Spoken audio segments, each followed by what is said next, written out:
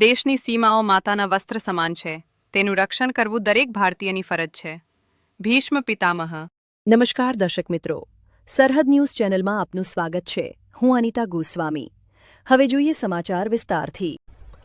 વાવ થરાદ જિલ્લામાં ફરી એકવાર માર્ગ અકસ્માતની દુર્ઘટનાએ ચકચાર મચાવી છે.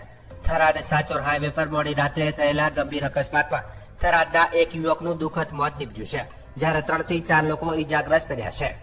મળતી માહિતી મુજબ મોડી રાત્રે હાઈવે પર બે વાહનો વચ્ચે જોરદાર અથડામણ થતા અકસ્માત સર્જાયો હતો.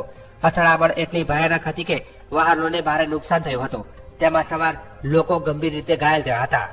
અકસ્માત બાદ સ્થાનિક લોકોને રાહદારીઓ તાત્કાલિક ઘટના સ્થળે દોડી આવ્યા હતા અને બચાવ કામગીરી હાથ ધરી હતી. ઘાયલોને તરત જ નજીકની ખાનગી હોસ્પિટલમાં ખસેડવામાં આવ્યા હતા, જ્યાં સારવાર દરમિયાન થરાદના એક યુવકનું મોત નીપજ્યું હોવાનું સામે આવ્યું છે.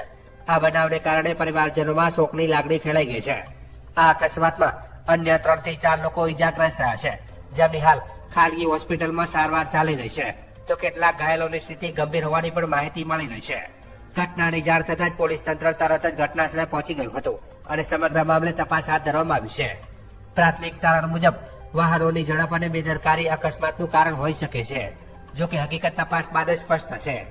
પોલીસ દ્વારા વાહન ચાલકોને સાવચેતીપૂર્વક ડ્રાઇવિંગ કરવાની અને ટ્રાફિક નિયમોનું પાલન કરવાની અપીલ કરવામાં આવી છે, જેથી આવી દુર્ઘટનાઓ ટાળી શકાય.